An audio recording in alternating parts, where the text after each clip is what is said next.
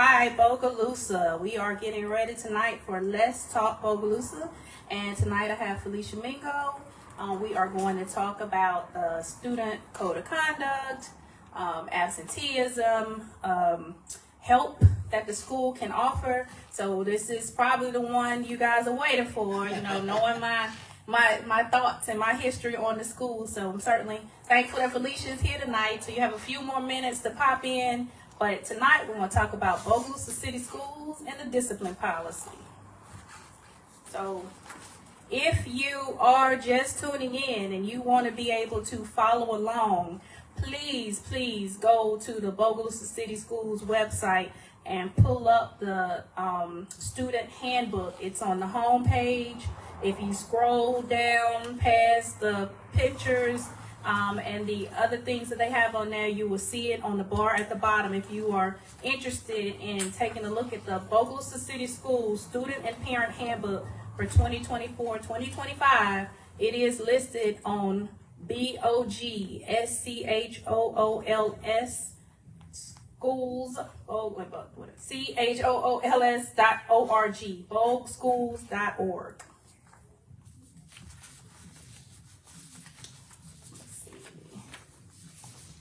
So we promise tonight not to have y'all in the business meetings I wish for. we promise to simply give you guys an opportunity to hear some information that's relevant to our kids, relevant to us forming the relationships that we want to see in the community, and trying to get some of the input that parents want to see, and talking about what made it to the handbook, what didn't, what we could do better. I will not be reviewing the chat tonight. I don't have the ability to do that. But what I do encourage parents, community members, if you have things that you want to get addressed after the podcast, please drop it in the chat and we'll go back and take a look and try to get some of that stuff incorporated, because again, these might be things that you're just hearing tonight, and you find yourself with thoughts, comments, because that's part of this, is that there's a solicitation by the school to get input from the community on next year's student and parent handbook for 2025-2026. If you are just tuning in, I'm going to remind you that I have Phlesher Mingo here with me tonight. Phlesher, what's your title at the school? Okay, hello everyone and welcome. Yes, my name is Phlesher Mingo and I am the Supervisor of Student Services for Bogalusa City Schools. 33 long years, and it has been a pleasure serving the community, the students, the parents. And tonight I decided that I want to clarify some things. I want parent input. I have been soliciting parent input, and I want to make sure that when we when we make our recommendations to the superintendent about any type of adjustment we need to make to the code of conduct, that we have your input. So it's so important that you drop in the chat things that's very concerning to you. As I said before, I did place a flyer out, and I understand that everybody doesn't do social media. So at this time, I wanted to come on the podcast to make sure that your voices are heard. So again, it is 7 o'clock on the dot. I am Roniqua Watkins. I am a highly opinionated person who loves to talk to people. And tonight, she just introduced herself as Phlesher Mingo. Tonight we will be talking about the Bogalusa City School System Student and Parent Handbook. We'll be talking about things related to discipline in the schools. We'll be talking about absenteeism. We'll talk about social emotional learning and the components that the school has. But tonight is an opportunity for you parents, and even those of you who are outside of the Bogalusa City School System, that have information that can help us be a better system, because this is about solutions and this is an educational opportunity, who may hear something and be able to afford us some information to help us expand the student code of conduct. So it is 7:01. I want to start by giving a shout out to Central Elementary School. I ran over here tonight. Miss Otis, This Michelle, look, I'm messing up your name, and I knew I was supposed to say it, but Miss Frazier, to all the staff at Central Elementary School, always great job. Love to see more parents, more kids, but it was a robust amount of kids. Louisiana Literacy was there again, and they gave out free books. They're helping us fill out our library at home, but very great night. Parents, we're going to touch on part of family engagement in this, but for the parents that came, excellent job. For the parents that couldn't attend, hope to see some changes next year within Bogalusa City Schools that afford you the opportunity to be able to come to those type of things. But again, great job, Central Elementary. Always an amazing, always love the hugs for the kids and for me. Love it. So let's get into it. Again, Phlesher Mingo, we're going to talk about the Bogalusa City School System Student and Parent Handbook 2024-2025 with recommendations for 25-26. So, Phlesher, I would like to start by just kind of setting the tone for this document, how it got started, because we have just a student code of conduct document that was filled with discipline policies, filled with certain things, and then now we find ourselves with what's supposed to be a comprehensive handbook, a student handbook. So what in this do you own? Okay, I own the code of conduct. I own the attendance. I own dress code.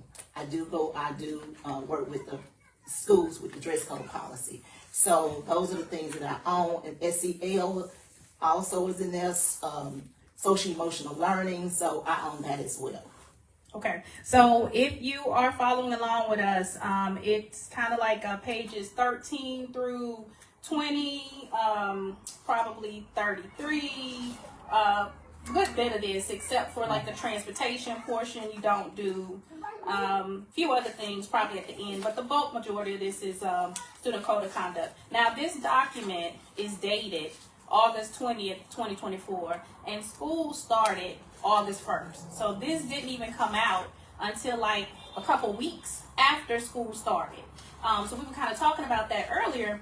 Most parents and most students don't really know what's in this document. And I had a big dust up at the school meeting prior to the creation of this, because it was just a discipline policy that came before us, and then the superintendent announced after they voted on the discipline policy, oh, we want to make this handbook. So no parents really, the community really didn't input into what became a handbook. We really just last year reviewed the discipline policy, and the law says that the first 5 days of school, the kids are supposed to get introduction to the discipline policy. So since this did not come out until 2 or 3 weeks after, I personally feel like it has a very big impact on the community's ability to really find themselves as a stakeholder in this and really engage. So we get parents that are like, oh, they did this to my child and I don't know. Right.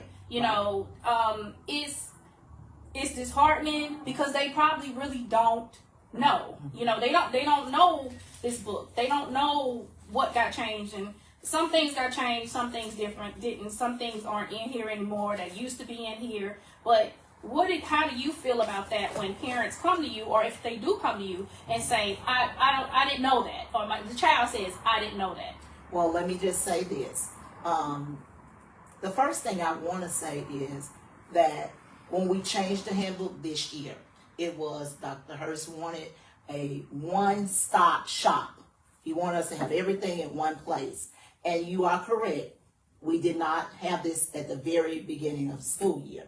And I will say that what teachers were doing they were going over our previous code of conduct, because basically what we did was took that code of conduct and just put it inside this book. And so what basically a few things changed.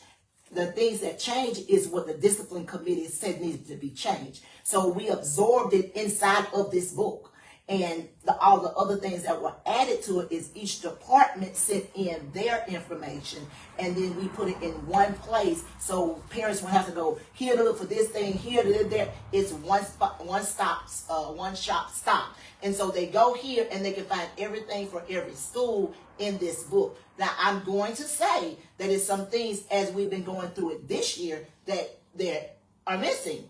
And we are going to, and I've been talking with the principals and saying, I need you all to thoroughly go through this book and tell me what is missing. And so y'all submit it to me. And so when we have our meeting, that is what we're going to address, and it will be added back. And we're going to do an addendum to it, not this year, for next school year. We're going to have it all in there. So the book is pretty lengthy, but it's going to be even longer for next school year because we want everything in this book. So what about, though, the school, the 16-member discipline policy committee? Why are they not driving the content that's in the book? Why are you going out soliciting principals and stuff? Shouldn't the committee have identified what's missing in the book, and then that committee be tasked with coming up with the content or working with the other stakeholders to get it in there? It seems like it's only a certain group of people that's getting input into the book, and all of them work for the school. There's no community parent involvement unless it's a solicitation to just send in comments. Okay, well, let me just say this.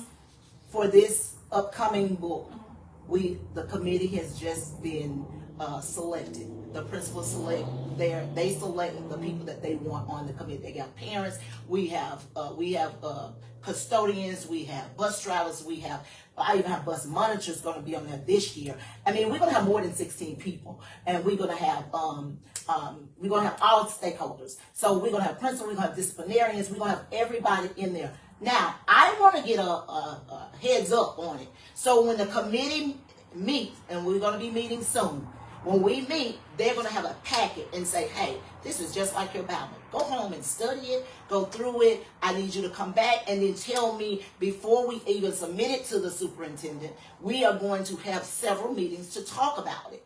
And then they're going to go through and digest whatever they think is, dissect anything in there they feel like is not appropriate or things that they need added. And so I'll send it back to the principals and say, hey, this is what your parents think. And we're going to have students and all. And it's so important to me that students are a part of this. And I mean, it's not a requirement, but I want them in there because it's going to reflect on students. And I want students to say, hey, I don't think that's right for us. I want that. That is so important to me because everything to me is about the students.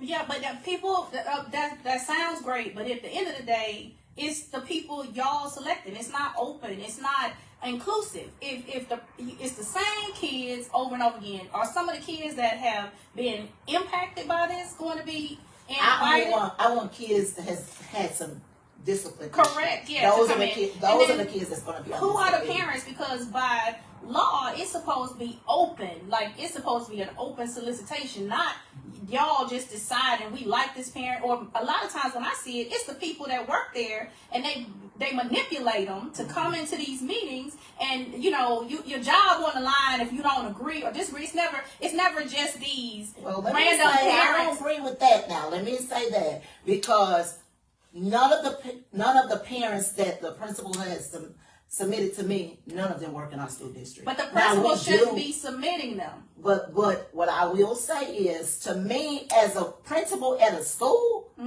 I would want to know who's going to be on that committee because I want to make sure you represent my school correctly. But you're not there to represent your school. You're there to represent other parents. Yes, but at the same, so it should be a solicitation by law. Bogalusa City Schools is not supposed to let anybody pick that except for people submit their resumes, because we don't want just the principals picking who they like or who they think or who they whatever. It should be people who submit their credentials to the board, because you want a diversity of people. And that's what we get into, is this group thing. Everybody thinks alike, so they pick people that think like them and they think are going to represent their interests. But we are a school system of a diverse group of people. We have people who have diverse mindsets, how they approach things. So the fact that, again, that the school is not following the law and openly soliciting and I would give the school 1,000% props if they do solicit and people don't take the opportunity and they find themselves in a situation where they have to do what you're saying. But the fact that they starting off the jump talking about, oh, well, the principals are going to select, that's the same old with lipstick on it. So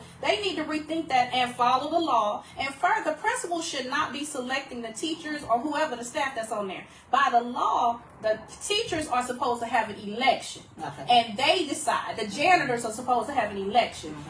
That's one of the reasons why we don't have the stakeholder engagement we have. It goes back to what I said before. Somebody has got in their head they can pick and they can put what they want. No, it's supposed to be these elections. And I've asked before, can I get the results of the election? They like, we don't have that. Why don't you have that? The law says this is the way it's supposed to go. So they definitely need to rethink that. Go look at the 17 whatever it is law, and it's very prescriptive on how this goes. And perhaps then, I would certainly be the biggest advocate you have when you put together that group of people. I would tell people all day long, no, if you didn't get on it, you didn't either. So let me ask you this question: when we go by that law and we solicit, when we put it out there, who select who's going to be on it then? If that's what you're saying, that's what the law says. For the teachers, for the parents, they are supposed to. But that's why the school is supposed to have guidelines.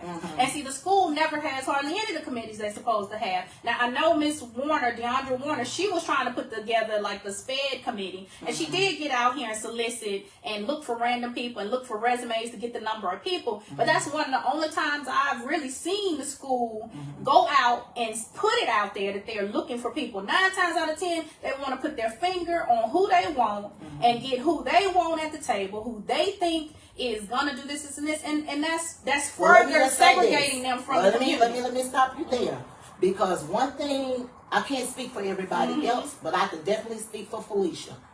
If I get a parent on there that I know that you're really not for the children, I don't really want you on that anyway. And I understand that a law is a law, and I'm first to say I'll break that law. Because the reason why I'm saying that is because if I know that your heart is not for children, why would I even want you on that committee? I understand it may not be my decision. It may be whatever decision, but I don't want anybody on this committee, and I'm going to own this committee, and this is my baby right here. And if I feel like your heart is not into making it better for our children, then I definitely do not want a parent like that on there. Just because I'm going to tell you this also, I don't want a parent on there that don't even value Bogalusa City Schools. I don't want a parent on there that way. Because you know why? Because how is this important to you? How is it important because your child, because the children that they serve is not in those schools. And what's very important to me is I need the people that it is going to affect the most is their children. I didn't say they have to work for us. I'm just saying I need people there that I know that this means so much to them that they're going to fight tooth and nail for it. And that's what if I have to go to court with it, I would. Because to me, that is very important to me. I totally disagree with that, because the 7 people that get to put their finger on it and vote do not have children in Bogalusa City Schools. You got one school board member, Odie Hughes, who has school-age children. He chooses to send them somewhere, and he's going to get to vote on this. So I would just caution you to go back and probably rethink that, because the 7 people that you got to bring this to in the end and put a stamp on it have no stake in the game, no skin in the game. Nobody in their household, maybe except maybe Miss Bro, she might have some great grandchildren that might, but the people that get to put their finger on this don't have no skin in the game. So they can sit up there and you can present whatever, and it's not going to affect them. It's not going to affect their household. Now, they might come in and have to watch videos, but I would just say rethink that, because even if a person is a community member, their tax dollars go to this, and they may bring something to the table that to you may not seem like the passion you see, but it may mirror the 7 people that are up there and may resonate with them. So I would say that since we have a board that has nobody that is in the school system, perhaps it is a little bit too out the box to say that people don't have a heart for this and don't have that. Because you already know, I feel like they come there and they flat on what they do, because it don't what is it going to do to them? Well, Yeah. We're going to agree to disagree. Yeah, we're going to agree to disagree. Because, again, I feel that if we make this kid-friendly, we make this parent-friendly, if we make it that way where it's obvious that whomever is on the board, with whomever, it's going to be, this is what's best for children. And that's how I feel. If this is best for children, it's a lot of things. As I'm going through and I say, is this best for children? I keep asking that question. Is it best for children? Well, I don't know. Let's try to transition into it because we done spent the first 15 minutes on getting to the document. So if we skip ahead, so we have this bell schedule that represents all of the schools, and it's a pretty lengthy day. High school 7:15 to 3:42. Elementary school 7:20 to about 4:07. Same for Bird Avenue. North Side, the alternative school gets out at 3:40. So once we get to the student dress code, I have a problem with it because dress code got changed last year. Several things have changed, like no hoodies for second grade through 5th grade, and then the colors got changed, and the this and the that, and there are laws around changing these uniforms, and it just seemed like it just came out the blue, and it was like, oh, well, we're going to take away hoodies from 2nd through 5th grade because this principal recommended it. It was not something that was socialized with the public. Wait a minute, where you get that from? A principal recommended it. That was what was said in the meeting, in the school board meeting, because for 2nd through 5th grade, because 6th through 12th already didn't have it. Last year, 2nd through 5th could have hoodies, and there was no parental input into, is this really what we want? It's like a principal said this would be good, or we should implement this, and then it got written in here. Well, wait. That was decided with the committee when we talked about dress code. The committee that we had last year is who selected the dress code. But did that committee bring that to the community? Because the only person that got a chance to speak briefly was me, because that committee never made any real report. So and that's another thing about saying a passion for the community. How do the people speak against what's happening to their children if the committee is just gonna make a recommendation, and recommendations are just gonna flow down, and the only thing we're gonna get is the outcome, and then them 7 people just gonna bang together and rubber stamp it. So this is how we're gonna correct that this year. So once the committee meets, and once the committee makes a recommendation, the recommendation will be posted for the community to see, to review. So that will be posted. That's where I said that we didn't do everything correct, but this is what we're doing to learn. Now we're learning the process. So the process is the community will know before even submitted before the superintendent and before it is submitted to the board. And then for uniforms, because I complained to the Bessie board about this, for uniforms, it's got to be a 90-day notice to the community, and it can't just be some J campus random notice. It's supposed to be in writing, and then the uniforms are supposed to be displayed prior to them being put out here. Now, when I read this uniform policy, I noticed that it keeps saying something about elastic pants in kids 6 through 12 over a belt. Why? Why do you prefer that age to have elastic pants? What age is that? For grades 6 through 12 on the pants, it says elastic waistbands are encouraged. Plain belt with clothing that has loop. Is that not elementary? That's not elementary. Bogalusa High School dress code underpants number 4. I'm sorry. We're on page 14. Yeah, 14.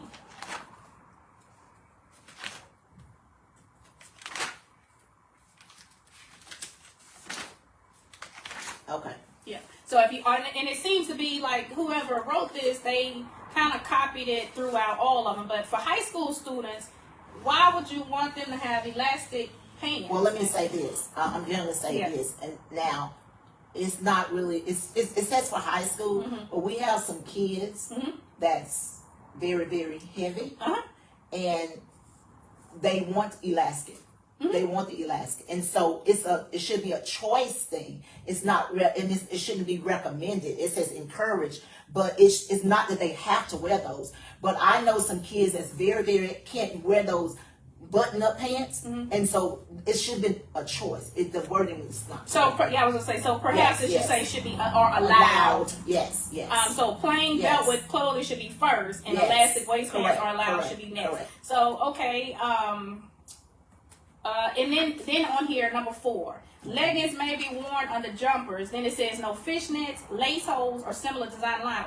That's tights. What leggings are gonna have? Something is missing. You know, there's a disconnect. Number 4, under leggings. Okay. It's a disconnect in, you know, what you're describing versus how it comes. So the leggings is saying like under your pants. If it's cold, because kids, when it's cold, they like to wear something under their clothing, like make a layer under it. And so this is what this means. That means you can't wear leggings to school, but you can wear them under your pants. This is under your jumper. But what I'm telling you is that if you got on a pair of leggings, it would have to be tights. It's a word. Something is missing. You know what I'm saying? It's not. They need to say if something is missing. But it's like a layer for when it's cold. Yeah, but something in that from the description to what you have is something missing. They want to go back and take a look at that. I'm not gonna spend too much time on that, but I'm gonna say that Central didn't have a school spirit shirt this year, so next year I know they'll get one. One of the things that parents have complained about is consistency with the schools. Like if one school is having some kind of dress up day, why can't all of them have it? Well, I can't speak for that. Well, that's on the principals. Yeah, but but consistency and consistency in application, because or also, if the school is announcing a change to the dress code for the high school, it should really be a mass blast to everybody, not just high school, because people have kids in all different grades. So they want to be able to coordinate based on not having to get just the little kids dressed and the high school kids dressed. They want to know consistency in information about the uniforms, what's changed.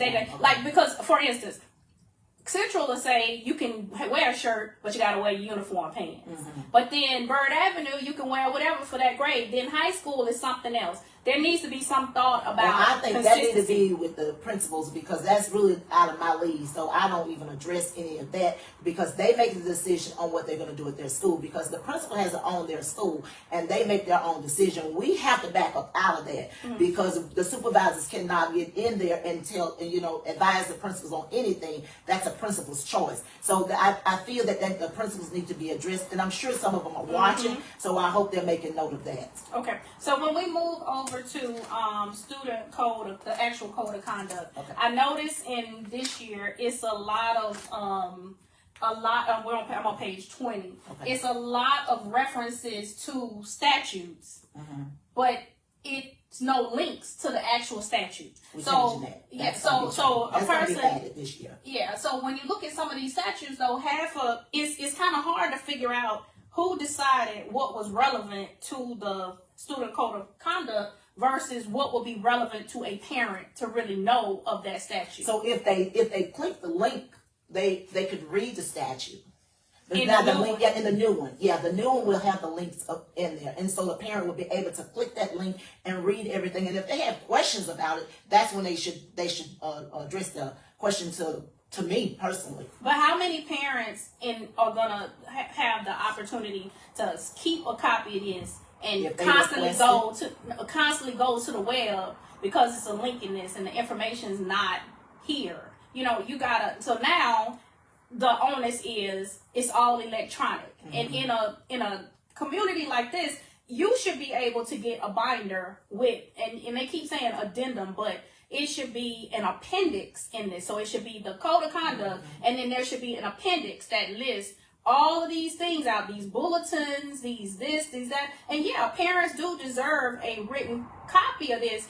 Just putting it on the website, then making a Facebook post is not going to reach, all the parents. Let me just say that now, if a parent requests it, we do give it to them. We do print it out for them and we get it to them. But we are in a community, whereas you're saying that we're not voting on a tax, that we're going to take money away from the district. If we're going to use money to print all those out, do you really understand how much money it costs us to print all these code of conducts out? Can you imagine how much money it would cost me to print this for every student in the district? But if you call and say, I want a copy, I definitely print it, and I definitely get that copy to that. What y'all could do is use that expensive print shop that's over at the high school that we're paying for, that's got consumables, that I have asked the school system, how much are they spending on t-shirts? How much are they spending on paper, on banners that's being sold and done, and they can't tell you. So Well, what they that's not my lead so now. what they can do, since they have a CTE program that's supposed to be teaching kids how to print stuff, why don't they take our money? And that's why I'm telling people to vote no, because our tax dollars are being used. But when we say how we want them to be used, it's some pushback. What they can do is go on over to the high school, and before the end of the school year, have this all ready, or at the beginning of the year, and use the print shop that we put So thousands of dollars into. so let me ask you this. So, and I'm a grandmother that's raising a grandson, and then I go through it because it's my job. Before it was my job, only time I went to it is when it's something affected him. Correct. So, how many parents do you feel that's going to utilize this? I mean, the same that do the Bible. I mean, some of them don't even run to the Word until they need it. Exactly. But you have to have it in your house. And that's why we have it on the website. And if they want a copy, if they want a copy, then we give it to them. But again, having them have to ask for a copy, I mean, that's fine. But at the end of the day, if you know you gave them a copy, you know they got it. Versus worrying about them having the internet, versus worrying about them having to scroll through it on their phone, versus but them having the amount of paper, and they're paying for paper with their tax dollars. Cut out something else. Cut out some of this other stuff. But at the end of the day, everybody should have their Bible. And if this is the Bible that you got to live by, then they shouldn't be able to come to you and say, well, I didn't get it. I didn't know. You should be able to have a check mark that says, well, listen, it costs us a lot. I know you got one. Now, if you want more than one, you need to request it. I mean, I'm saying think about it, because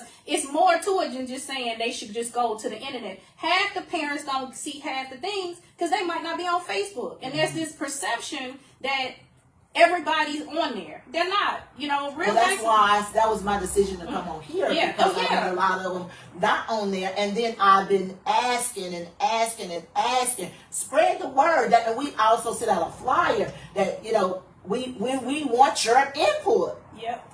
Well, on page 20, they need to go back and it's not lighting up. They need to go back on page 20 and under student alternative education placement or alternative school. In text, you're supposed to write that first, and then put the acronym. Well, I'm gonna say this now.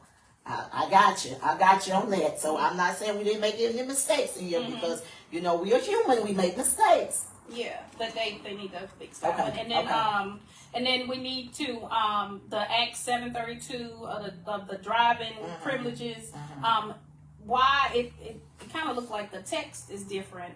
Did they make sure this was 508 compliant for people with disabilities? Like, can you get a large text version, large print copy of this?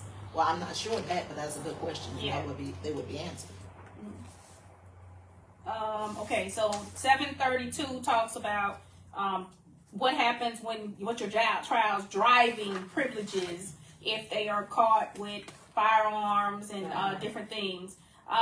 We'll address okay, so this one I looked at. So on Louisiana statute 1714-12, using yes ma'am, no ma'am in the school, does the school really require that? And it's actually a little bit more to that. But let me ask you this. Let me ask you that question on that. That there.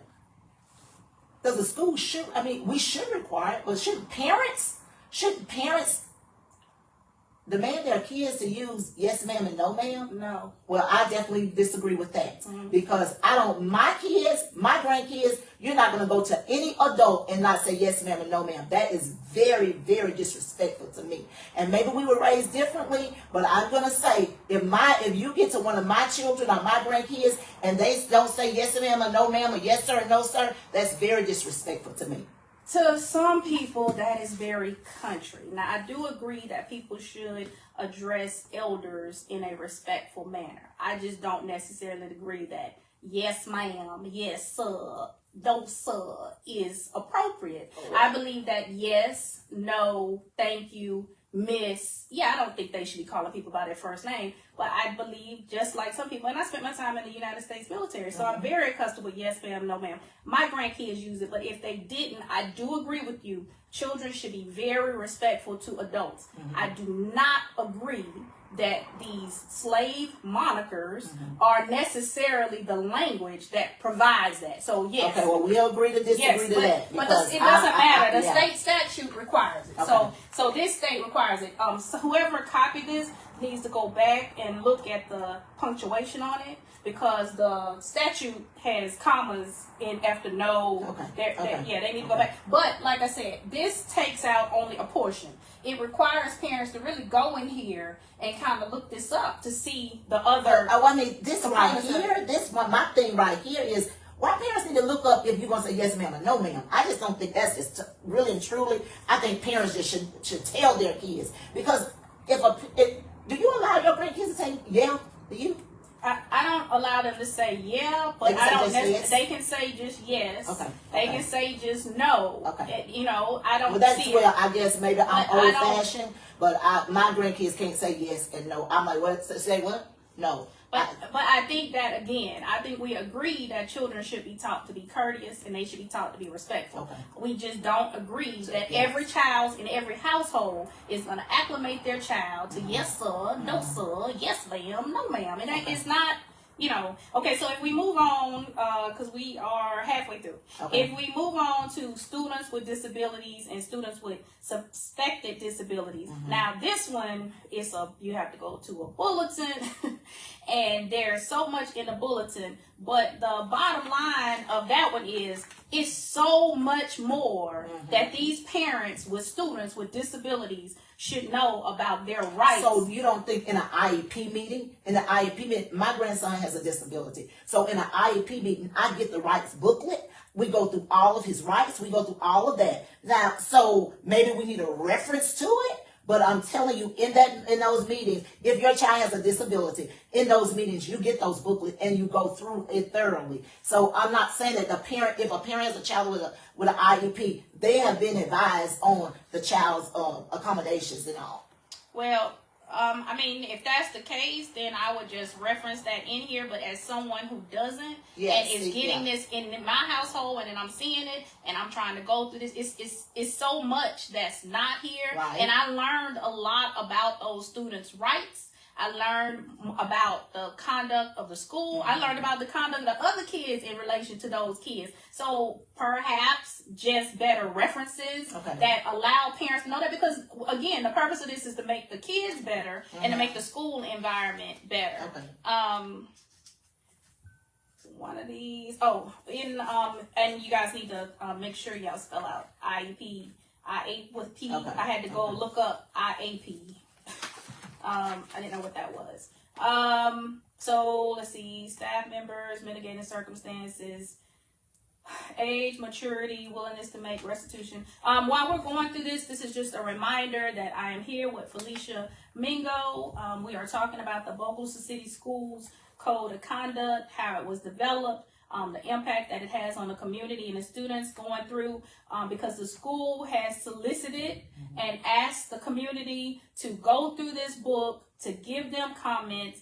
As you heard from Phlesher earlier, they are putting together the Discipline Policy Committee, and also by policy, it's really supposed to go to the Discipline Policy Committee. Then that committee is supposed to take it to the Policy Committee, and then the Policy Committee then takes it to the board. It's not supposed to come from Discipline Policy Committee. It's supposed to come from the standing committee of the board to the superintendent and to the board for a vote. But nevertheless, she has indicated that they are open to parental information, parental involvement, community information, taxpayer information into this code of conduct. You can get this off of bogaschools.org off the home page. Okay, so if we are on page 22, and we probably won't get through the whole document, but the purpose of this conversation is to really just go through this and have some discussion points about the impact this has on our students.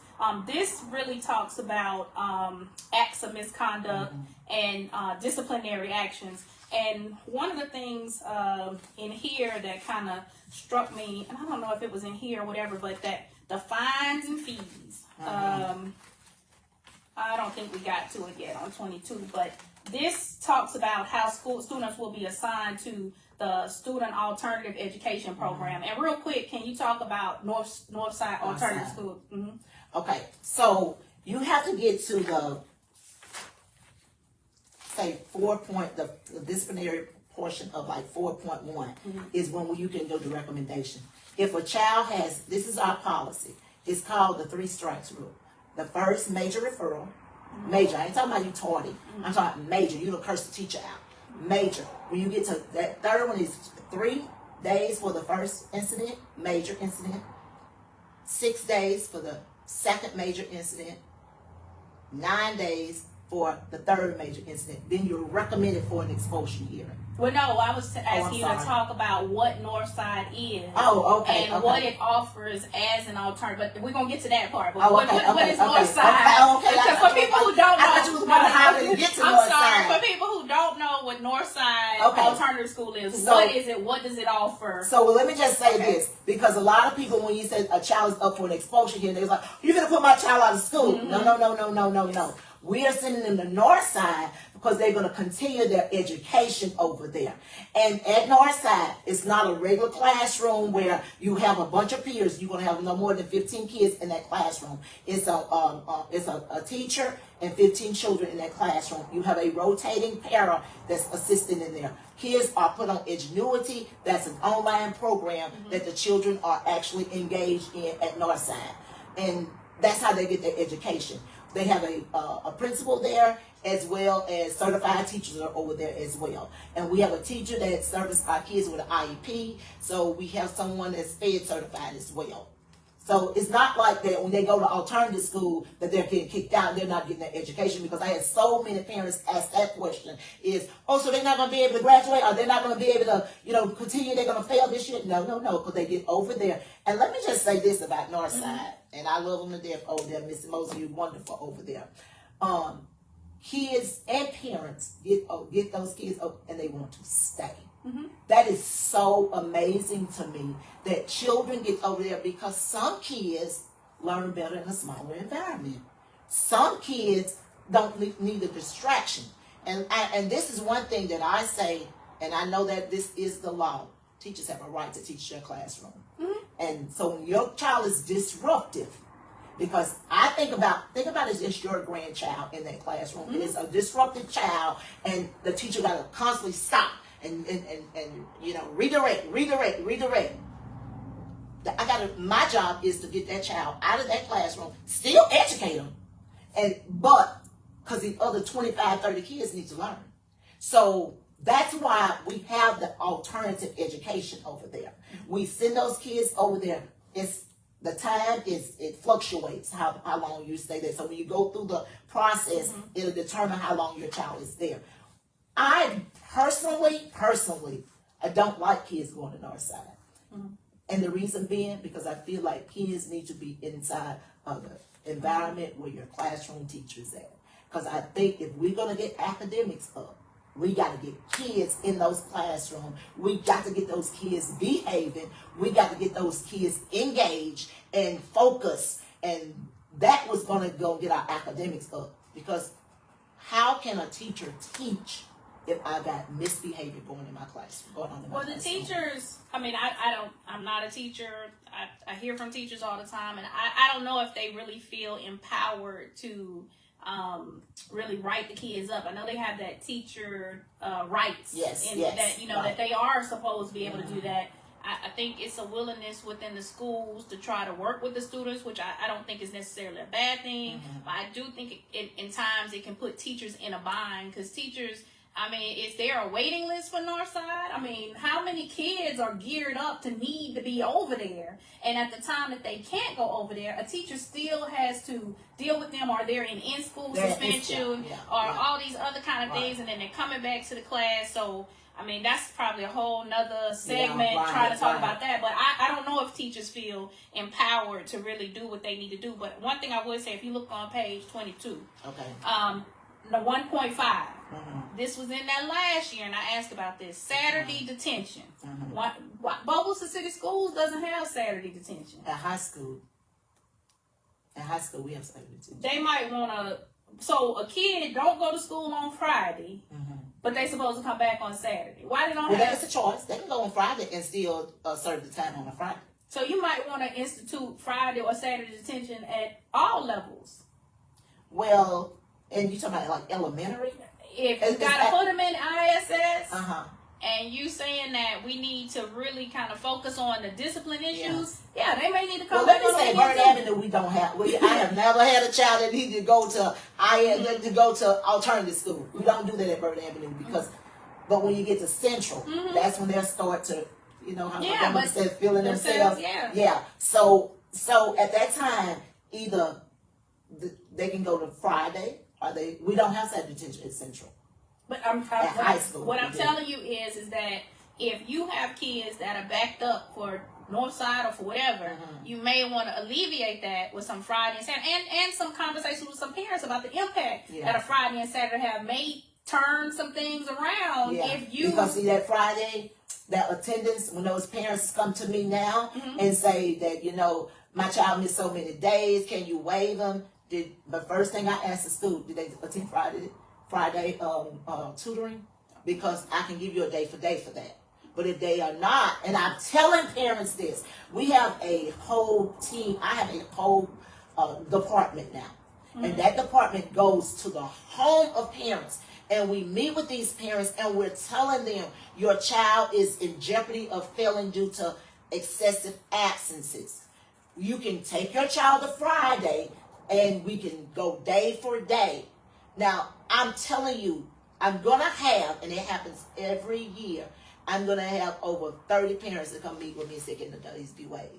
No, but I would say, you know, I'm against the 4-day school week. They need to be in school on Friday anyway. And there's the law that got changed that said that the school has the right for certain parents to, if you're not sending your child to school, they can call social services, they can call the food stamp office, they can call whoever. And when I asked that when the law was changed, you know, it's the standard answer, we know our students, but at the same time, if we as a community and we stakeholder engaged and we're looking at the fact that absenteeism is a problem, it's a reason why your child not coming.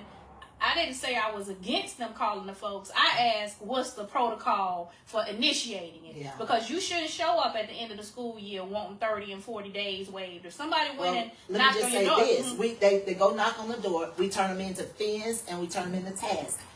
That department is so understaffed that, and they have to service the whole parish.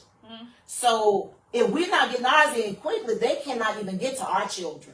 So what we do is we go out and we offer these services for these parents saying, hey, we want your how can a child learn if they're not in school? Oh, I agree with that. So that's why you think that's why our academics are down, because they're not there. We have so many kids that miss days. And so we're out there. So listen, come on, we got to get your children to school. We even have parents calling us that they missed the bus. Okay, we're on our way to pick them up. And it should. I mean, I applaud that because that's something I had posted one time before. And you said they were looking into it. So I would say that from the community though, if you know that child is home and that child should be in school and that child's not sick, right? We need to, you know, people want to mind their business. You might want to call the hotline and let them know the child is in there, because we are suffering as a system for the academics that we choose. And if absenteeism is a big problem, it's got to become a community problem. It can't just be on you rattling the door. Somebody will have to start telling, you know, that the kids are in there, and telling the parents and encouraging the parents to get them there. That's for the regular school day. Now, my take on it is the days are so long, they need to go back to 5 days in school, and then that would alleviate a whole lot of problems that a lot of us face. Like tonight, you know, I got mine off the bus at 4:45. We supposed to be back at the school for 5. We didn't get there till like 5:15, and I heard them say, you know, it didn't really pick up until 5:15, 5:20, because you gotta wait for people to get off the bus. So that's something that the school system needs to think of. If you go to let's go to 23, because we got in it, but next to be 20. No, you're right here. If you go down to possible disciplinary actions, you got student alternative education program, so that should be back to SAP, and then you got ISS next to it. Okay. That's not the same thing. No, they got that. Okay. All right, I got that. it's another statute in here, the possession of cell phones. Now this just came up. Yeah. This just got changed in the last, well, it actually, the change came out in January, and the board didn't vote on it until like a month after it happened. But my question in this was, the way this is written right now, students can't even have a smartwatch. And again, the answer was, we know our students. Well, my question is, can they have a smartwatch, or can they not? By the law, they can't. You can't bring those type of devices to the school. By the law, that's true. That's law. But here's my thing is with that, because I have not had one referral or a child with a watch. That has not been a referral. What I have heard that had happened in the past, kids are cheating off their watch. They're sending answers to other students that way. And so what we do is say, I want you to remove that watch. Put it away. I'm not about to take it. Put it away. But if I continue seeing you abusing it, then I'm going to contact your mom or your dad or parent and say, hey, your child cannot wear this anymore. Some fights are just not, it's not, I don't need to fight that. I don't need to fight that battle. We got too many other things we need to work on that I shouldn't be fighting about a watch. I shouldn't be fighting about a cell phone. I shouldn't be fighting about that, because look, we're the 21st century. Because these kids are going to have cell phones. We're not crazy enough to think that they're going to have these watch. Parents are going to buy these things for their children. They're going to get a watch. They're going to get a phone. They're going to get all these things. But when you abuse it, that's when it becomes an issue. Yeah, well, we had a parent posted on the internet the other day that her child said the police had surrounded the school, and they were afraid, but the child, felt afraid, and somebody from the school confirmed that police did not surround the school. It was an officer that was outside, I guess, trying to catch people speeding in front of the school. But again, the child had a cell phone. The child used the phone. The child was afraid. They called the parent. The parent posted on the internet. Let me ask you this about that, because this is my biggest thing with cell phones. And this is me personally. What I have as in my position, our students enrolled in Bogalusa City Schools, and preferably Bogalusa High School, will post everything on social media. Now, they put our own business out there. When you go to other schools, they have the same problems we're having, but their kids are not posting those things. The staff is not talking about those things in those communities, and so it looks as if, oh, Bogalusa is just so horrible. Bogalusa got all this crime. Bogalusa got all this, whereas all the other schools have them too, but they're not. And I talk to the students every year and say, hey, y'all putting our business. You know how a child goes. I'm saying, when I talk pre-K and kindergarten, I know every parent's business, because kids don't talk. Those little kids tell everything that happened in your house. That's how I try to explain to my high school students. Y'all put the business out there. They're doing the same thing at those other schools. They're no better than you. They're doing the same stuff, the same kind of stuff happening at our surrounding parish schools. But we put our business out there. Well, I don't know. I mean, I would say that some of it is informative for like the community that doesn't have anyone there. Some stuff I wouldn't know if the children didn't say. And one particular thing is like the school lunch. I don't have anybody in those grades. We had people and they graduated, but to know that the lunch got better, those kids saying that it got better was what let me know it got better. Now they didn't say it's great; they said it's better. So, but again, so they don't put out just the negative; they put out the positive. I would say this too to those children.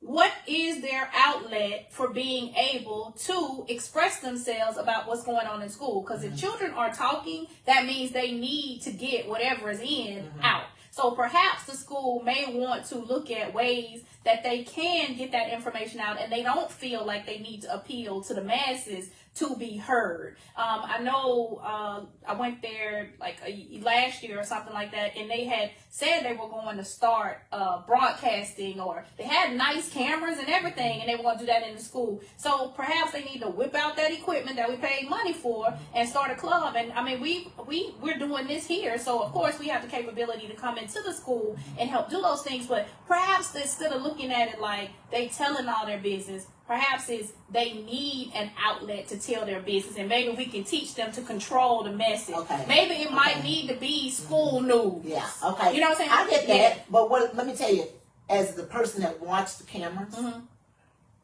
if a fight breaks out, the phone breaks out. But that's and that's just in say, the yeah, but they keep it in the streets. I don't want to bring it to the that's school. in the streets. Because here's my issue with that is, and this is when because the first thing I look at is, okay, how did this start? What was the teacher doing? What was everybody, how did this whole altercation started?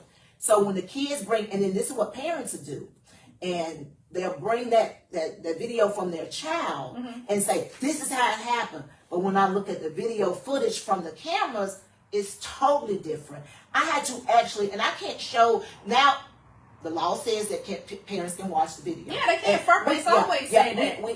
We allow parents to watch the video. And they should get to. So what I did a couple years ago, I had a parent, the students came and watched the video, and the students said, oh, I didn't even know it happened like that. They were the one involved in the altercation. It totally changed their perception of, I understand why I got to go to the alternative school. And I think that we need more of it. Let me show you why you got to go. And every time I have an expulsion hearing, I'm counseling the child. Sometimes the parents are not very agreeable on it, but the child understands, I love you, but you got to be disciplined for your actions. And so my thing is, if we're not going to use it in a positive manner, then why are we using it at all? You mean the children or the... I'm talking about the children. I mean, I guess that's your perspective on positivity. I mean, if they feel that something happened and something happened to them and they want the masses to know about it, they want people to see it, they don't just want it in-house. These generations are different. Right. And I know so many of us that have been harmed by the generations of the past with these secrets and this don't tell this business, and then kids are being harmed. It's a balance. So at the end of the day, we find out things that we can overcome. Like I say, I'm a crusader about food at lunch. Now, I heard from the ones that came to me, but when I start hearing from the bigger kids too that it was happening to them, it made it real for me that this is a system-wide problem, and it's not just at school. And it certainly wasn't the cafeteria workers. It was the person who was over it all, whose perspective about it needed to be changed, or they needed to be removed, and we need to get somebody. So it's got good and it's got bad, and that's when we, again, in the community, we educate our children about getting the word out. Because I'll post it. Now, I'm going to advocate for the kids that post. I'm going to say what I got to say, and I'm going to post it, and I'm going to let the chips fall where it may. But at the same time, I understand what you're saying. Some things I don't do because there's consequences and repercussions for it, so you have to learn to weigh that. So I would be more than willing to talk to some of the kids that are some of y'all main posters and talking to them about how I've had to learn over all this time to temper the message, or, some messages I hold until later. It's going to get out, but it might not need to get out right now. And then I get that because I've told the principal and disciplinarian, but then you go ask them kids, let you see the video so you can. So maybe it. It's an education process, and as an education system, maybe we need to connect kids with mentors, people that can help them understand. A message is a message. I actually got to where I'm at now thanks to 8th grade teacher at Bogalusa Junior High who made me the editor of the newspaper, and I got into big trouble then. But my peers had to nominate me, so understanding being in that system, having a message you want to get out, the message not being received by adults, or the message not being received by some of your peers, and you still stand on it and you put it out there. Hey, I understand those type of children. That's my tribe. That's my people. Now, in this, to get back to this, because we're to the end. The one thing that alarmed me about some of this is the fines and fees. And I have been on Bogalusa City Schools about these student fines and fees. I went over to the high school and they had a sign up in the library that said cell phones, so much dollars for this and so much for that. This system has not voted on a fines and fee schedule since 2014.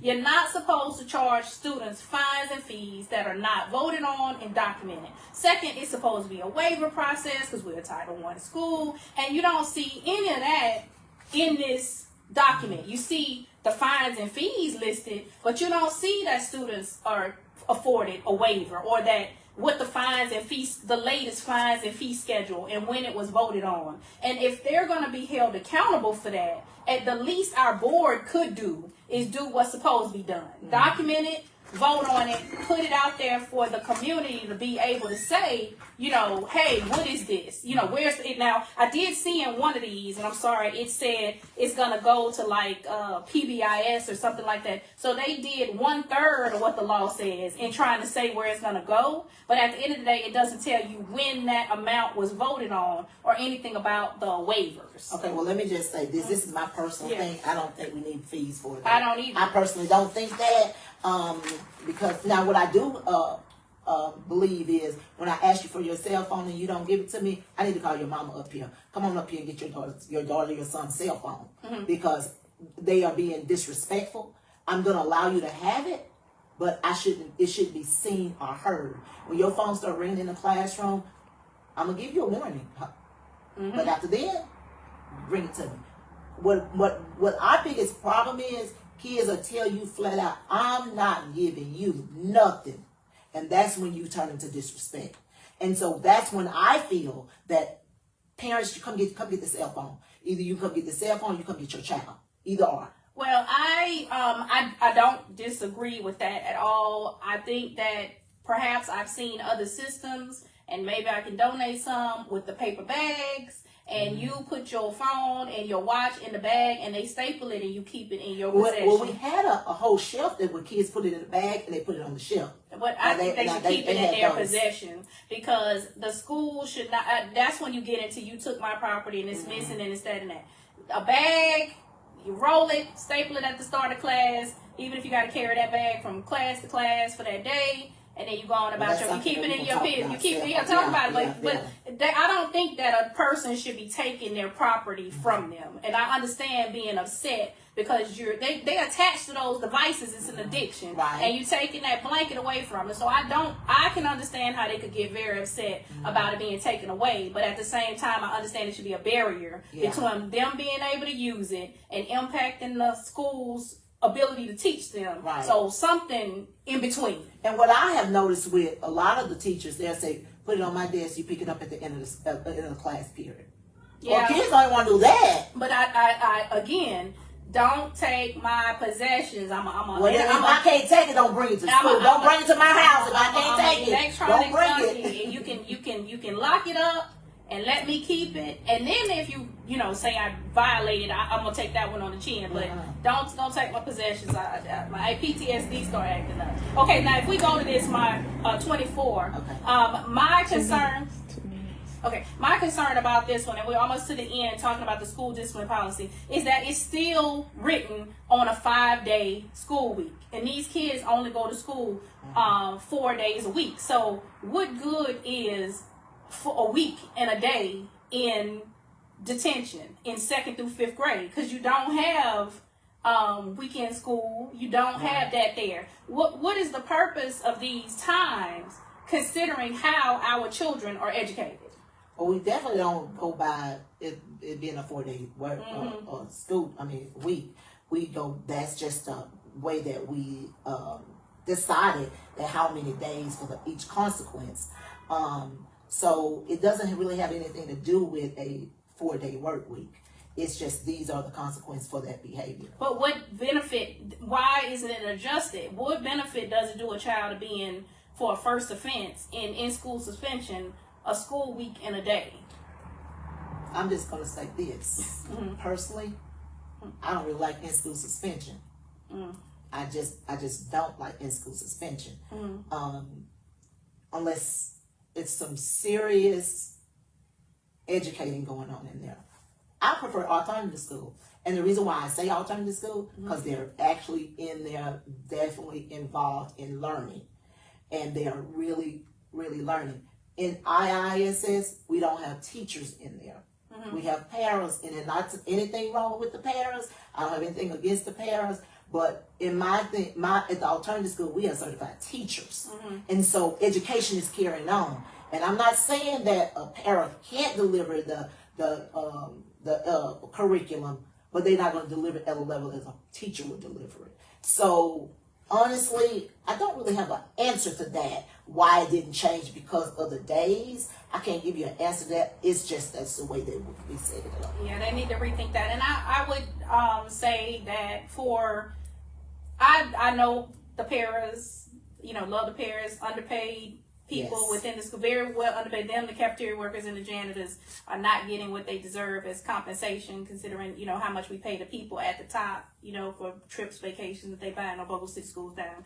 But what I would say is that I think the parents would do the best they can to deliver what they're told to do. So if you put the software in the room with them and they got the professional development days they needed to be able to do it, because that's a whole nother thing, for teachers not getting enough professional development time. But if they were told this is part of their duties and compensated for it, I believe that they would offer that and not just have kids sitting in there, that they would take the work, because it used to be you had to bring your work with you in there and they would do it. So perhaps there may be a conversation with them as a group about what they think when they get kids in there, what they could do. Because most of the people that work in the school system that I know do have a heart for the kids. And you don't work here generally if you don't want to be out here. So I think they would do whatever. So I think we kind of have gotten to time. We only got to about a third of it and hit some really good points. It is a few things in here that are grammatically, some other stuff that needs to be hit and a few other things, but for the most part, we didn't get to the due process hearing. You don't do the bus. Are we getting a lot of comments? I mean, should we keep going, or you can always come back, huh? Yeah.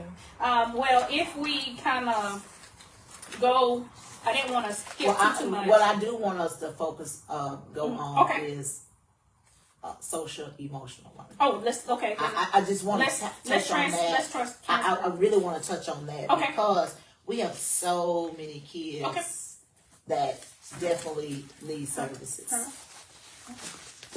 Definitely need services. No. After you finish your. Oh, okay.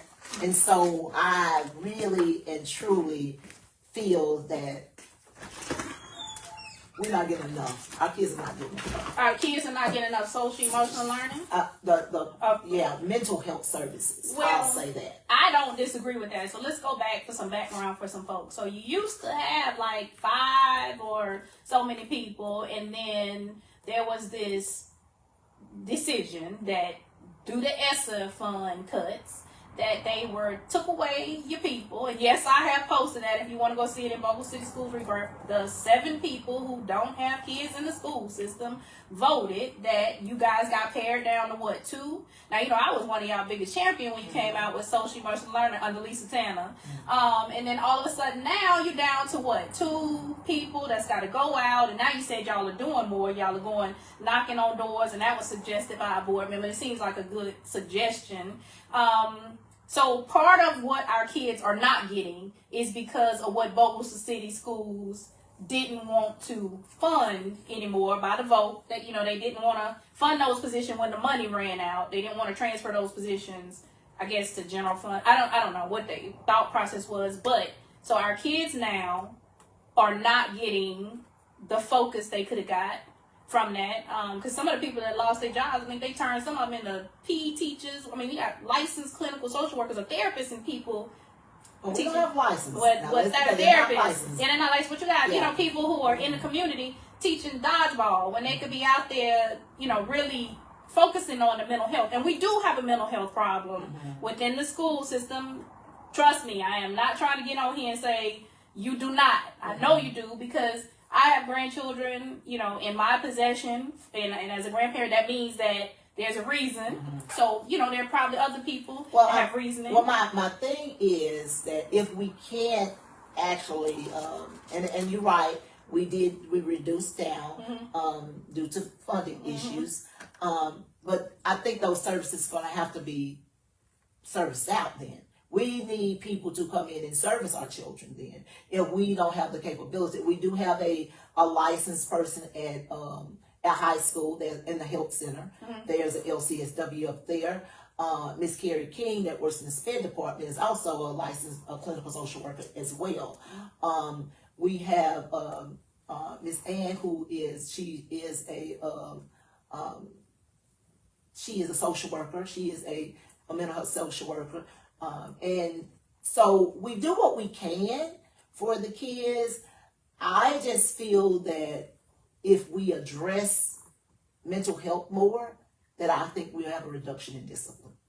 Well, my take on it from the position I sit in, so I don't disagree with that, but I do believe that at the point that we have these budget discussions, that the community should be involved in knowing what the landscape is, knowing what we lost, and when we recommend that those losses are hurting the education environment, be heard. I was like in arms when they took those people away because I understood what was going to happen.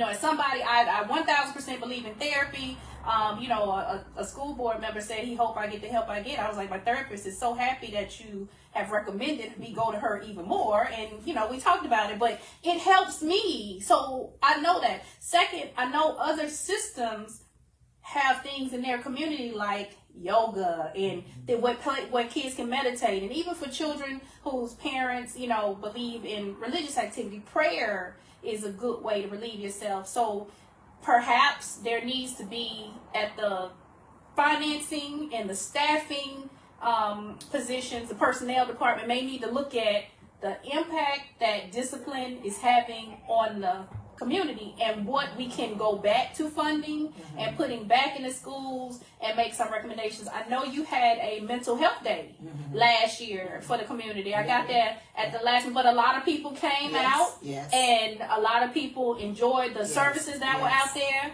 Do you plan on, because that was in April, you want to do that again this year? We are. We're working on it now. As far as the schools, what is it that you would like to see, or what is it that from your perspective you would recommend happen in Bogalusa City Schools to try to address some of this, knowing how to staff now, knowing how it was? Well, and I always go back to, now Bird Avenue, I feel like, they have a behavior interventionist over there. She works well with those kids. At Central, we have a disciplinarian, but I feel that they definitely need a guidance counselor over there, or some social worker over there. They definitely need that at that school. I believe that. But this stuff costs money. And again, let's go back to, well, we're going to agree to disagree with this tax that you're advocating for people not to vote for. I can't agree with that because I know that the tax is not geared towards salaries. I get that. I get that. It's geared towards. Because y'all were told that you not voting for it would keep you from getting your sales tax. Which let me just say this. Let me say this. So if this is for the infrastructure and the maintenance of the schools. That's what that tax is for. Am I wrong? Is that right? That is not correct. Okay, tell me what it's for. The language that they have on it is basically that it could just be dumped in the general fund. So it does not say infrastructure school. It just basically kind of says that they can collect it and put it in general fund. They can do whatever. So if it's in the general fund, guess what they could do with it? Guess why I have a problem with it? Because they won't say that it's earmarked for positions, or they won't say that they'll use it to give teachers, parents a stipend. Because here's the deal about sales tax. When the Department of Education is abolished and the federal government is no longer funded and you have to go to local funding, the 12 mills that does give you the sales tax has a clause in it that says it is to be used for the funding of the schools. So guess what you're not going to get? You're not going to get any sales tax. And I'm against any language that's on the ballot that does not protect that money. So you maybe get $500 at the end of the year. Or maybe you get this throughout. So that $89,000 per year that's on the ballot that they project, just dumping it in the general fund, it doesn't fund a position. It doesn't protect anything. It just enriches the coffers of Bogalusa City Schools. And then stuff like this that we're talking about, we have no input. We have no way to say, can I get another this? Can I get another that? It's just money coming in. So you're saying that this tax that's out there now. It's a millage. A millage, that's right. The millage that's out there now. It is not to better service our children. No. If the kids are going to suffer in the end. No, it is just money, and I can pull it up. It's just money to be dumped in the general fund. It is not earmarked for any specific purpose. So it's not going to be used for, because we really need a new school. And so we're not going to utilize this money to help fund us a new school. That's what you're saying. I would say that you could. I mean, it's there to make the schools go, but I would also say this. I'm not saying you don't need new schools or a new school. Mm-hmm. I'm saying that language proposed to taxpayers on the ballot that is strictly generic and it doesn't inform us of how the money would use allows people who get their hands on the money to do whatever they want to. Now, they've been getting that money for 10 years prior to now, and you didn't just need a new school. This money didn't produce a new school. When the ESSA funds ran out, they didn't say, oh, we're going to run to this. It was 60-something thousand a year. We're going to run to this and fund a position. They just eliminated the positions. So the money's not. So if it was specified for what it was used for, would you support it? If it was specified for something that is going to be long-term funded because we think we won't have it, and that's consistent money that's going to come in for 10 years to make that realized, absolutely. That is why I wish the school system would propose language, but they're not going to do that because it's easier to dump the money in the general fund and just collect it and then be able to do what you want to do with it. Whereas I believe that the future of what's going to happen in schools is that 12 meals that nets about $1.6 million 4 times a year is going to be needed to fund all the activities. Well, and if we eliminate this tax, they're gonna have to dip into the 12 mil anyway, correct? For a whole whopping 89,000.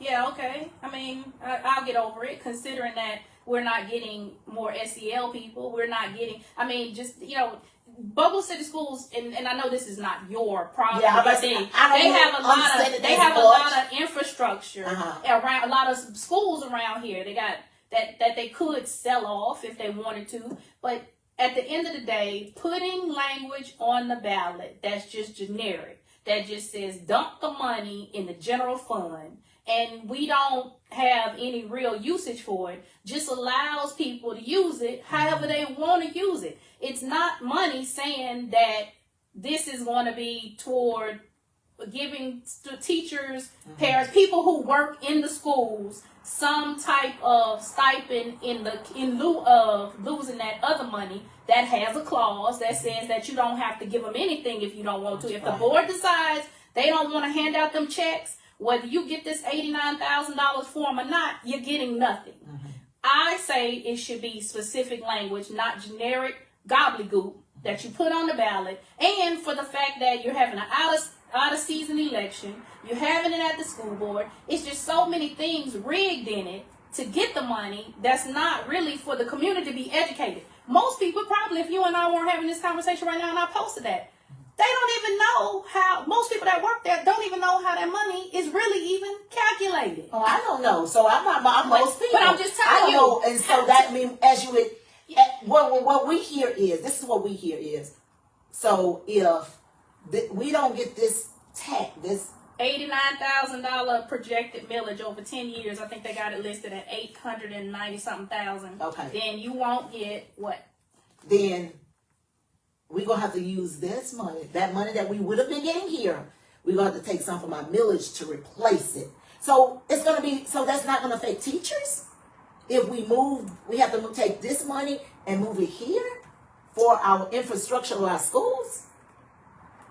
Teachers are impacted. Who do you think they cut money from first? They already cut 5 of your people, so clearly they are not concerned about retaining people using general funds, and that's why I have a problem. The people telling you this are clearly not concerned about having to take money and retaining talent that we need. But you asked me, you just generally asked me. But clearly, the people at the top and the people that hold the money are not concerned about the emotional, social impact to our children by losing people that they needed. So if they really did, they'd take out the $7 million that they sitting on in the bank, or they would take out of the loan that they have paid off and aren't paying hundreds of thousands of dollars anymore, and they pay pennies. I mean, I have argued the fact that the whole set of kindergarten teachers make less money than your shop teachers. So, and do you know how influential my kindergarten teacher was? My first grade teacher is the talent art teacher. Shout out to Miss Vicky Black Evans. Yeah, I know when she was Miss Black. But my point to you is that my argument, or why the people should say no, is number one, the people should be more educated and engaged about the money. Number two, the people should know the needs of the system. Whatever is put on the ballot to support the system, the people should know why it's on there and what the money's for. They've gotten that money for 10 years. And can't nobody tell you really what they did with it. They dumped it in the general fund and it got used. We've lost resources that they couldn't fund, but you got money. So yes, we need a new school. Not against getting a new school. I believe that we need better academics to take to a new school, because you could take all these problems from the raggedy little buildings to the new building, and you're still going to have these problems. So I would like solutions funded that mitigate the problem, so that when we get the nice new building, we take our nice new attitude to it. And I do believe that starts at the top. When you create documents like this, and the documents don't have the proper stakeholder engagement, or they don't come with and I'll just say it, they don't look like the English teacher at any one of the schools took a look at it, it's a reflection on what we're paying our money for. And I just would like to see a little bit tighten up from the top and watch it trickle down. I think we have excellent people within Bogalusa City Schools. I don't know if I necessarily agree that they're getting treated the best, but at the same time, I think in the context of the conversation that we're having today, I don't like it when the school board says what parents should do. Because when I'm in a school board meeting, I'm telling you what you should do and you ain't listening. So you want some people somewhere else to do something you won't do. If a child came to school and they told you, well, Miss Mingo, I just keep doing the wrong thing because it's always been wrong. And my hero did it wrong. And I just want you to let me keep doing it wrong like my hero. And you're so mean that you won't let me keep doing it wrong because my hero did it wrong. You're not going to sit there and say and condone that type of behavior. You're going to try to educate that child to do correct behavior. Yes. And you're going to hope that child doesn't internalize your correction to the point that they get so sullen that they just get locked into doing the wrong thing just so they can defy you and make wrong. Our kids watch that in our school board meeting. You got people that you can tell them what you're doing is not right. It's not being correct, and they're going to dig their heels in. So I think those people should have compassion for children when they watch fights or they see this one, because the elders. And let me say this with that, and I think that's one of the reasons why I know it's time. I'm retiring because I have done discipline, where I feel like I need to do rehabilitation, because our kids need it. Yeah, they do need it. They need someone to advocate for them. And I'm not saying the parents don't. They just don't really understand the mental health portion of it, how to do it. And I know they love their kids. I love my kids. I mean, we love our children. But I just feel like that it's something missing there.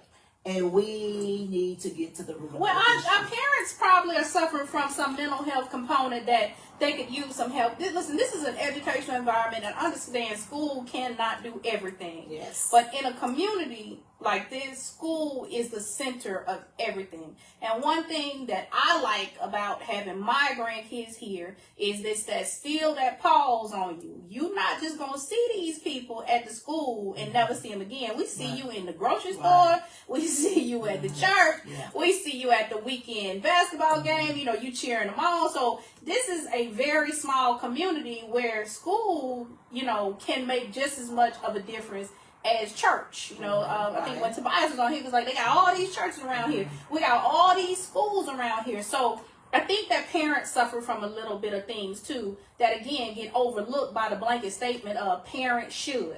And then when parents start pushing back, like tonight, the thing at Central, it was nice. But in the family engagement model that's in here, it's very specific things that should be happening for parents. 1% of the Title I funds are supposed to go to parents, for parents to be able to regulate themselves. But when I went to the board meeting for the budget and requested $1,000, which is less than the 1%, in every budget for the PTO, flat. No answer, no nothing. And parents are watching this. And that, if you won't give us what you have in your policy that you owe us, what do you really care about us? Parents are supposed to get transportation to these school nights. You're not supposed to just have to thug it and get up there and make it. The school system is supposed to take a look at their calendar, look at the population we have and why we're getting these Title I funds, and come up with a way to get them transportation. Because some may want to go, but they're not trying to walk up to Central. My grandkids actually said, why can't we park at the house in Richardson Town? I said, boy, by the time we get down here, do you know what it would smell like? But you know what I'm saying? A parent may feel, and then that causes problems. You do come up there, and you're not as right as you should be, and then you feel some kind of way, but you went out your way to come. And that's why I respect all the parents that came out, tonight as I'm walking through with the super fresh glasses and, getting ready for podcasts. But those people came out with their parents. So I don't care if you come up there in a bonnet. I don't care if you come in there in leggings. You clearly... Wait. I don't care. I have a problem with that. I don't care. I have a problem you come to our school with these bonnets on your head. Come on. Because I don't want that to trickle down to these kids. I just don't want it to. I would personally like to teach these kids where they have the mental capacity and the acumen and the ability to work in environments where what they look like does not outshine the talent and the ability that they have to make a difference in this world. And we definitely have some very smart children. Yes, but if we put certain limitations on that talent, and I understand what you're saying. Everything you want to do ain't for every environment. But at the same time, if we mentor them and educate them that if you are that type of person, perhaps you working in a bank might not be your aspiration. What you may want to do is get you some work from home credentials. You might want to be a medical biller and coder. But again, that's all what this STEM program is about, is exposing children to things so that they can take what they like, take how they want to be. I have a niece who does not go to Bogalusa City Schools anymore because of an incident that happened that wasn't handled properly. And she's opened my eyes up to being a person who doesn't like to be in front of people. Now here she got an auntie that's screaming her name in the street, and she hiding and stuff. But I have to take into consideration how she wants to come out the house looking is not how I want to come out the house looking. Now to that, if I want to get on there and do this esports, baby, she will slay you. She's known. That's what she does, and she's excellent at it. So she might be walking around in a bonnet and some leggings, and she might have more money in her pocket and bank account than you and I. So again, it's really more about education. Now, if she does choose to come out the house, and she is a kid, for her, that's the standard and the norm. But what's also ingrained in her is that the school is having something. Her child needs to, be there, and that however she looks, whatever she has on, she's going to make sure that child gets there and gets the wonderful experience they had tonight at Central, because it was great. You go from class to class and play all the games. So I'm not caught up in that if you're going to bring your kid, because what I don't want you to do is have to go to that house and knock on that door, and you've been missing 29 days because you can't come to the school in a bonnet, and that's how you feel comfortable. And then we're going to meet you at the car. Yeah, well, and I don't want you to come out there in that bonnet. And let me tell you one more thing. And I'm telling you, and I haven't been in a school, because, I haven't been in a school, but when these parents driving up, and I plead to you, parents, please, when these kids, you drop your child off, please, when we open the door, we don't need to smell that odor coming out of there. And I'm not going to call the odor, but the kid, it messes with these children's brain. And they cannot. The parents don't have the right stuff personally, but all I can tell you is that is not legal in the state of Louisiana unless you have a medical card. But again, the children should be mellow. They shouldn't need medication. I think that if, again, we're going to go back to odors. I ain't talking that kind of odor. No, but what I'm saying is, if you are infusing the kids with an odor early in the morning that is going to impact the learning environment, yes, I think you might want to rethink that. Parents' habits at home that's your business, because everybody got a vice. Yes. You know, everybody got something. A wise Sigma once told me, everybody got a vice, and it might not be yours, and it might not be mine, but don't be talking about them people in that vice, because when they get around your way, they start stepping But on when it comes to children, but I understand what you're yes. saying. But I think, again, so parents, you know, but again, that's mentorship. That's because something in your life allows you to have the bandwidth to do that, to be able to, because I don't have the bandwidth, you know, to start my day off that way and blah, blah, blah. But at the end of the day, so again, parents are going through things, because a lot of times when a person is self-medicating to that level early in the morning, something is going on. Yes. It's either the pain of poverty, the pain of circumstances, the pain of past, the pain of present. So perhaps, again, like we try to get a PTO, to have an opportunity to bring some things where parents could offload some of this stuff, or feel like they had a tribe of people that they could talk to, and that might curb some of that behavior, because the parents need mentorship too. Parents need it. So the school, again, in that family engagement model for Bogalusa City Schools, the question becomes, what is it? You know, yeah, it's some literacy nights that happen. Yeah, some math nights, but that policy in this document that's referencing this has so much more on the website that we're not getting. So perhaps there needs to be a conversation about fleshing all that out. A wellness policy at the school. Hadn't had one, well, they got one, or they said they had one. It's fun. We had a meeting today. I have not seen it. I have asked for it on several occasions, because it's supposed to have. It's supposed to have a triennial assessment. It's supposed to have a committee that is supposed to have parents on it. It's got prescriptive methods for creating it. So I don't know who's on it, because, of course, I didn't see any solicitation asking anybody to be on the committee. So I don't even know how y'all met on that. But okay, but in any case, wellness becomes a big part of how you give the kids enough time outside to decompress, because these kids don't get enough recess. And they own computers. I got a whole dribble about how the school has them stuck on these apps, and it's 1,000 of them apps listed in this thing. I cannot stand it, because we have good teachers. And one of the reasons why I think kids act out is that if you just gonna make them come to school to get on the computer, they think, why can't I just stay at home and stay on the computer? They may need a little bit more stimulation besides, you know, tricking these apps into making it seem like they advanced. You don't think the teachers are actually up teaching?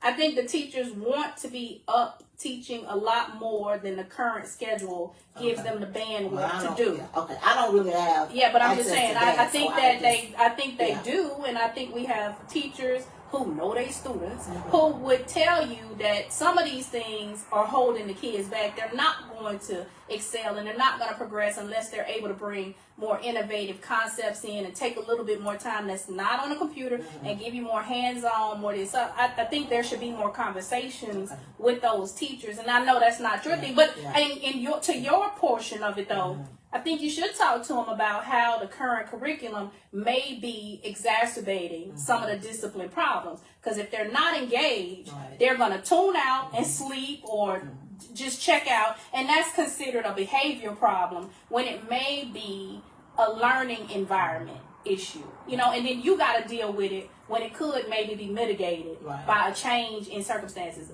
The class size, you know, y'all can't control that, but sometimes that's a factor. If you got, like you said, over at alternative school, smaller class size, more opportunity on you to have to engage.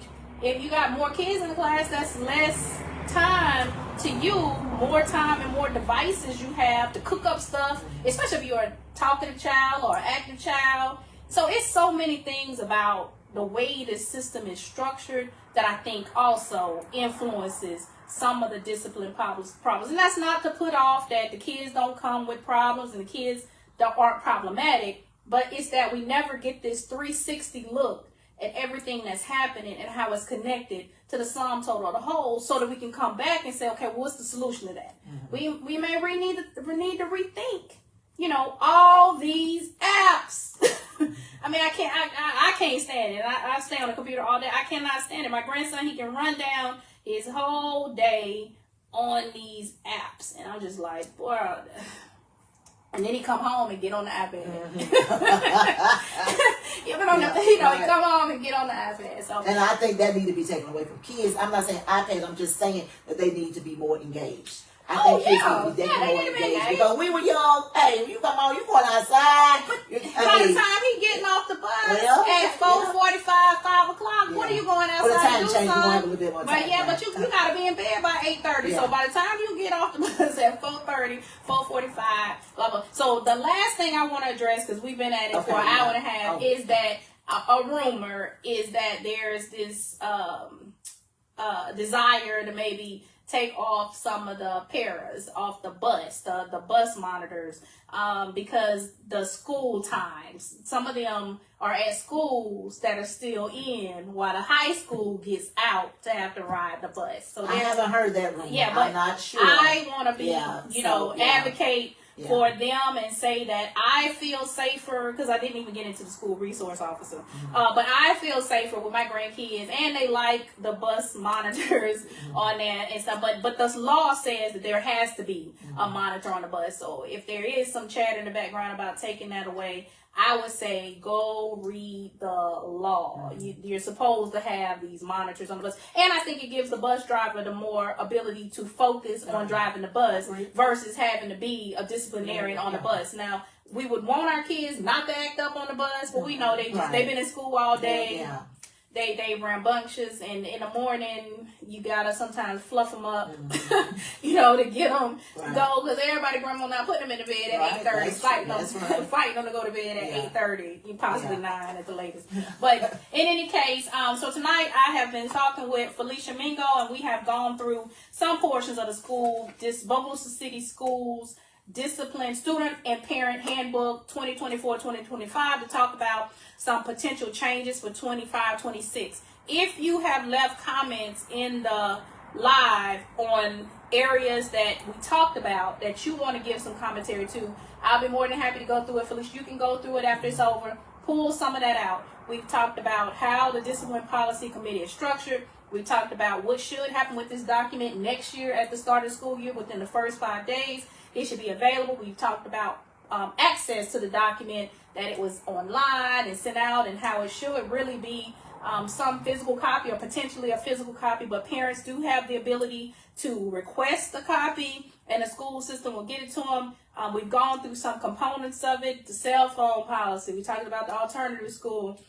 There are significant portions of it that we did not get to, so we might have to come back to it again. And in addition to that, we talked about the social, emotional learning component, what has happened in the school system, how we've lost resources for that, the resources we do have that are working hard in their position to try to do the best they can. But I'm an advocate for staffing it back. We even got to the millage, the tax, my vote no campaign, and why I feel like we should vote no, and why, the system believes that you should vote yes. And I truly want people to exercise their right to vote. So in addition to that voting, I do want to remind people that are watching this live, the state of Louisiana has an election coming up March 29th.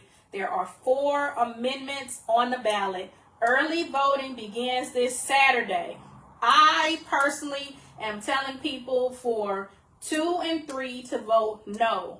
2 is to continue the $1,000 that they gave to teachers at the start of this year to make it permanent. But to Felicia's point, they're going to take that money from somewhere else in education, and they're not saying where. That is the problem that I have. It's not that I do not believe that teachers deserve that money. It's that we don't particularly know where they're going to take it from to give it to them. And second, that amount of money will not give teachers the pay they deserve. It does not open the door for the conversation of how teachers are compensated within the state of Louisiana. And the third one is say no to increasing the number of crimes that they can charge a 16-year-old with, a 17-year-old with as a felony, and start putting more of our kids in prison for life. I'm not against the justice system. If you do something, it should be.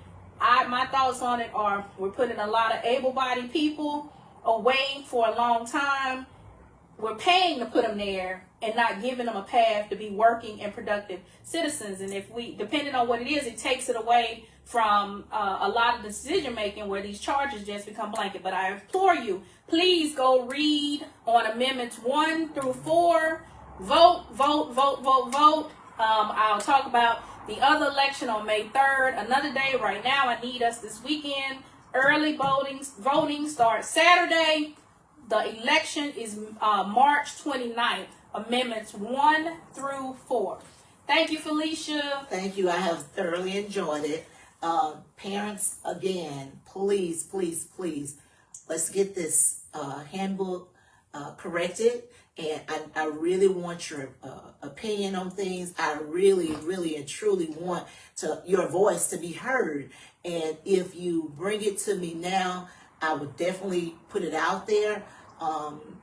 But please don't wait till it's voted on and it's approved and then say, oh, I didn't know, please, I'm begging you, please go ahead and put your opinions out there, because I want you to be heard.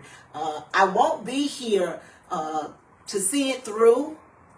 As I've said before, I will be retiring, but I still want to be a voice for the parents. So I definitely want to be there for you and help you through this. I got a grandchild there, and so I know I'll be very active. But I definitely want parents' input, because I want to make sure we get this thing right this year.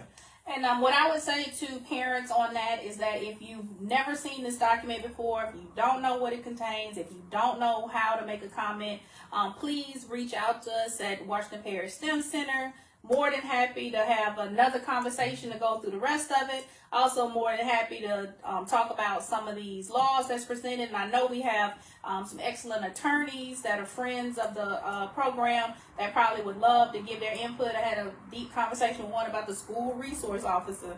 But we are here to educate our community, to ensure that we're talking about Bogalusa and coming up with solutions. This is a solution oriented. We can agree to disagree. I thank you, Felicia, for coming prepared. Because I was like, if she don't come in here with that handbook.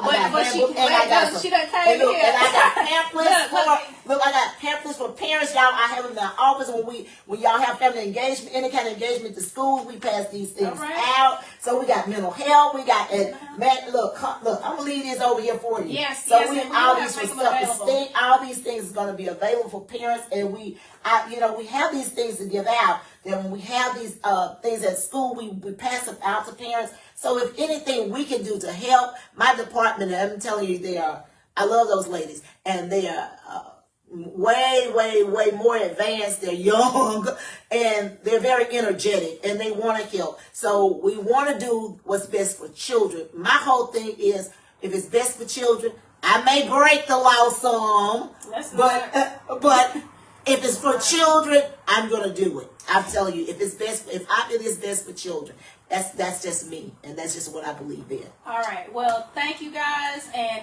I will be on again next Wednesday. I have not lined up a guest. We may continue this conversation on next Wednesday, but again, let's keep talking Bogalusa. Let's keep walking through solutions, and let's get on that website and take a look at the student parent handbook. If you do not have a copy, I implore you to call up to the school on tomorrow and have them use that good, fresh, expensive sales tax millage print shop to print some out and make it happen, because we do have the resources that we have invested in this community. Use them.